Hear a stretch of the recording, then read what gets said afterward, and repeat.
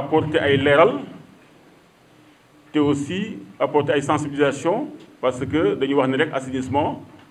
nekk na loo xam ni mooy set ak setal loo xam ni ñëpp ci war a en fait béy waaram di wax ni office national d'assainissement du Sénégal di wax ni mooy bras technique bu ministère eau assainissement donc yi nekk benn branche bi nga xam ni mooy toppatoo ndox ak set et setal ci gouvernement bi di wax ni aussi lépp lu muy def donc le secteur de l'assainissement dafa basé wu ci plan Sénégal émergent mais aussi au niveau mondial par rapport aux objectifs yi ñuy wax des objectifs mondiaux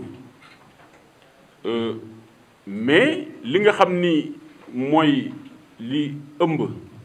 politique assainissement mi ngi nekk ci li ñuy wax l'aide de politique sectorielle de développement dans la période 2016-2025 te di wax ni ci l'aide de politique sectorielle boobu nguuru Sénégal mu ngi jëm ci li nga xam ni mooy assainissement universel c'est-à-dire assainissement mën na nekk fu nekk ak part donc ci askan bi yëpp horizon bi nag mooy 2030 su ñu xoolee sous secteur de l'assainissement état bi def na ci ay jéego yu am solo jéego yi mën nañu wax en termes de projet bi nga xam ni moo station d'épuration bi nga xam moo gën a mag ci Sénégal te mu nekk Cambérène yaatal nañ ko ba nga xam ne toll na ci lu mat juróomi yoon te aussi andi loo xam ne yu xarañte mooy modernisation donc ci ouvrage boobu. am na benn projet bu ñuy wax Bédane ñëpp a ko xam importance am ci lépp li muy jël ci ndoxum tooke yu jóge ci kër yi ak yu jóge ci usines yi mu jël système Bédane bi. di wax aussi yeneen projet comme collecteur Hann Fann ngeen xam ni collecteur bi dafa jaar ci lu mat 9 communes yoo xam ni donc sont concernées donc collecteur boobu ñu ngi koy renouveler ci benn projet bu am solo. di wax ni aussi li ci des mooy projet yoo xam ni pour régler gestion ndoxu taw yi am na Touba am na donc Sédhiou Kaffrine Kaolack Tivaouane et cetera ñu ngi nekk ci seen réalisation. mais di wax ni aussi assainissement nekkul yemul rek ci assainissement collectif c'est-à-dire branchement fi nga xam ni nit ñi te luy branché wu. am na assainissement bu ñuy wax assainissement autonome maanaam su amee quartier boo xam ni amul assainissement mënuñu wax ni assainissement amul ci gox bi mais li ñuy wax assainissement autonome mooy assainissement xam ni commencé ci kër gi ku nekk war a am responsabilité def assainissement bu normal ci biir këram avec un système bu aw yoon parce que dafa war a respecter les normes am ay fosse yoo xam ni am na nu ñu ko agencé ci biir kër gi balaa nga xalaat na sax da nga koy rebranché système boobu rek mën na la gérer sa assainissement biir kër moo la assainissement autonome. te loolu am na technique bu ñu koy kiiyee nga xam ni mën nga toog ay années ay at yoo xam ni doo vidanger donc kooku aussi laajte na askan bi xam ko ku dem ba def par exemple ay millions ci kër war nga jël au moins benn partie boo xam ni nga def ko ci mbirum assainissement sa kër mu mën la préserver par exemple soo nekkee ci foo xam ni nappe bi day jóg donc système boobu xam ni soo ko defee du nekk en contact direct ak nappe boobu donc day permettre yow su feesee nga dem vidanger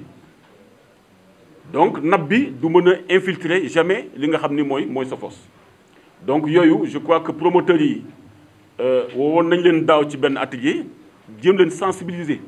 vraiment ñu promouvoir type assainissement boobu te lu am solo la ci biir askan bi. parce que assainissement bi nga wax collectif mooy tout à l'égout dafa cher dafa vraiment cher trop parce que réseau bi ngay tabax rek ensuite station de d'épuration bi ngay tabax yooyu nekk na vraiment loo xam ni dafa am solo trop ci xayba ci xaalis. lu may insister surtout mooy ci mbirum mission yi xam nañ ko orientation yi nga xam ni moom la ñu jox assainissement xam nañ ko mais di wax ni ci problème gestion eau pluviale am na benn programme décennal de lutte contre les inondations initié ko depuis 2012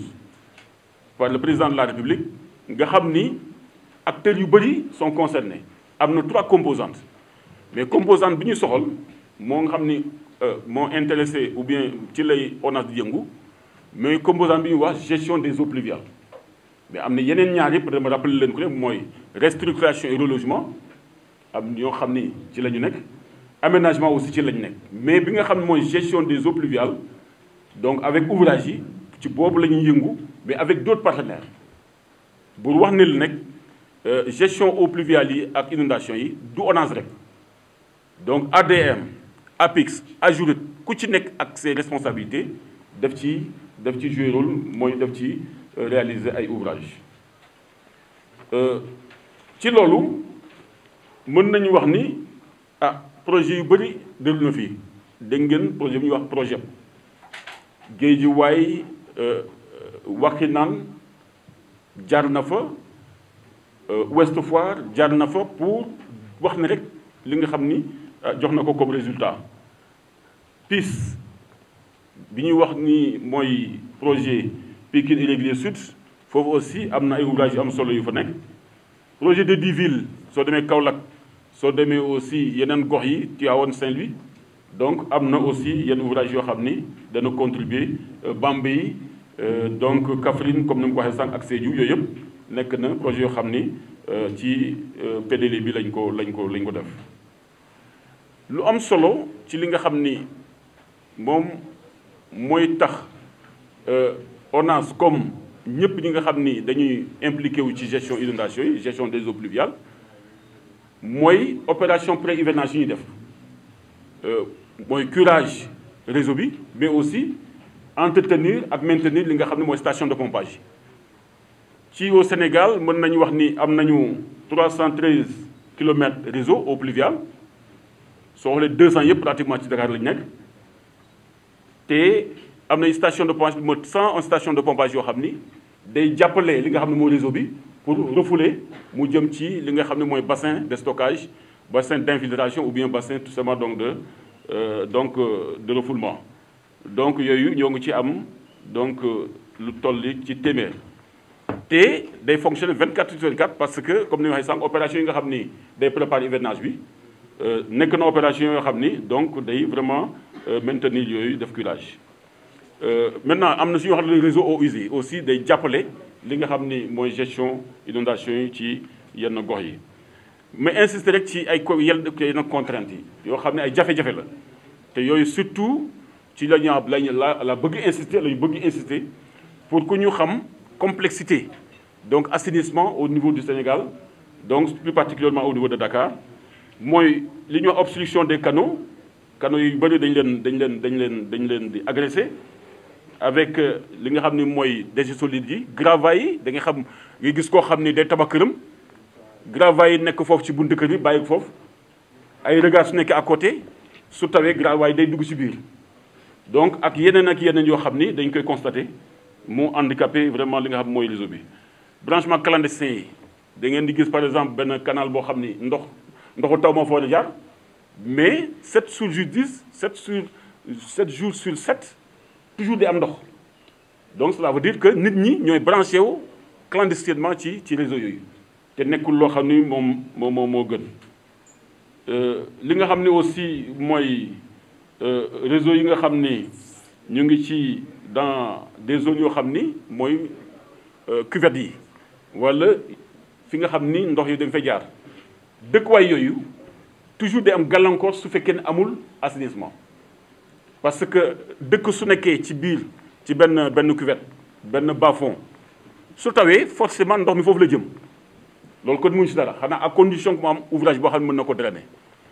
yoonu ndox aussi du bàyyi yoonam su nit ñi fa dëkkee aussi suñu fa dëkkee ce qui est sûr que ndox mi day dévier wu dem loolu ñi nga xam ni peut-être nekku ñoon ci yoonu ndox dëkkuwaay yi aussi nekk na loo xam ni day andi gàllankoor ci li nga xam ni mooy assainissement bi comme ni ma ko waxee sànq day tax ba nga xam ni aussi intervention yi day xaw jafe su dee ni lotissement bi demewul noonu wala alignement yi au niveau des quartiers demewul noonu su amee jafe-jafe donc pour vraiment des bouchons et cetera ONAS day am jafe-jafe andi ay ouvrage am c'est-à-dire des camions pour ñu dugg ci biir day obligé ut ay nit ay ménébar comme ni ñu ko waxee ñu utiliser leen te liggéey bu yéex lay doon. moo tax aussi urbanisation bi am na solo trop ci li nga xam ni mooy gestion donc mooy gestion ouvrage yi donc de façon globale. am na acte yoo xam ne aussi je crois que ci presse bi yàgg nañ ko remarqué surtout ci année yi mooy ay sabotage mën nañ koo sabotage am na yoo xam ne peut-être mën nañu yaakaar ni incivisme la xamuñu di jël par exemple des déchets yi sorti ci regard yi sorti ci ouvrage yi ci canalisation yi wala ci bassin yi ah da ngay jëlee sa mbalit sotti pour yow bon foofu amul problème foofu la neex la parce que l'essentiel na nga ci débarrassé wu. am na ñoo xam ne jël ay saako dugal ko ci biir ouvrage yi loolu aussi c'est des actes yoo xam ni on ne peut pas expliquer lan moo ko waral gis ci biir ouvrage yi ay matelas ay saako yoo xam ni dañ ko génne parfois même des briques yoo xam ni suñu amee ay blocage ay bouchons service yi en fait l'exploitation dañu am jafe-jafe mën nga koo détecter fi nga xam ne bouchon foofu la am mais su fekkee ne ay briques boo fa nekk ay gravats ay xeer caaxaan dindiw ko foog nga kase ko wala nga xool yan système te day jël temps pour nga mën a génne li nga xam ni mooy donc déchets solides yooyu mu nekk ci biir te tant que dindiwoo ko ce qui est sûr que ñi ngi xam nekk en amont ou bien en aval dañuy impacté wu parce que ndox bi day continuer di ñëw moo tax ngeen di gis écoulement yi di génn ci regard yi donc c'est parce que bouchon yooyu tant que mu ngi am toujours écoulement au niveau tout simplement des regards day am moo tax surtout daje bi tey mooy ci côté boobu mooy à partir ci kër nga ndox yi ñuy dugal ci biir réseau bi muy génn ci biti ndox yooyu dañ ko war a segg réseau dafa nekk loo xam ne ndox rek moo ci war a nekk su dee ni ay déchets yoo xam ne sax amul impact noonu mais su yàggee ba multiplier wu ci biir day dem ba de compacté wu mu créer des bouchons donc loolu vraiment di wax ni ci kër gi ci mbedd mi mooy regard yi loolu lépp day andi ay gàllankoor pour que quand même ñu jëm ko préserver leneen li mooy su tawee par exemple am na ñoo xam ni peut-être amul réseau d'eau pluviale mais pour que ndox mi gën a gaaw a dem dañu ubbi regard yi pour ndoxu taw bi mën a jaar ci réseau boobu te réseau boobu li ko tax a jóg nekkul ndoxu tooke yi mais nekkul ndoxu taw bi mais ndoxu tooke moo ko tax a jóg mais suñ ko ubbee mais ndoxu taw bi da ciy dem yóbbaale suuf yóbbaale déchet bu nekk ci biir mooy waral aussi réseau yi saturé muy ball dem ba par exemple bouchées yi aussi comme ni ma ko waxee rek mu gën a aggravé wu ci milieu bi te loolu du yem rek ci moment bi muy taw mën na taw ñu xaar 1 jour 2 jours 3 jours impact bi gën a génn mooy waral ni même su tawul ñuy gis des écoulements yu génn ci quartier yi mais loolu c'est parce que dafa am foo xam ni déchets yi ñoo fa taxaw bloqué yoon yi parce que yoon aussi donc bloqué du demati moo tax en amont toujours écoulement yi di génn donc kooku je crois que information bi ou bien sensibilisation surtout ci foofu la war a jëm askan bi mooy population bi askan bi li nga xam ne mooy liggéey bi mooy collectivités territoriales yi aussi ñu jàppale ñu ci sensibilisation bi ba li nga xam ni mooy suuf mooy déchet vraiment ñu jëm a épargner donc li nga xam ni mooy ouvrage yi ci loolu je crois que yéen ñi aussi étant des acteurs di continuer aussi di ñaax population bi ci loolu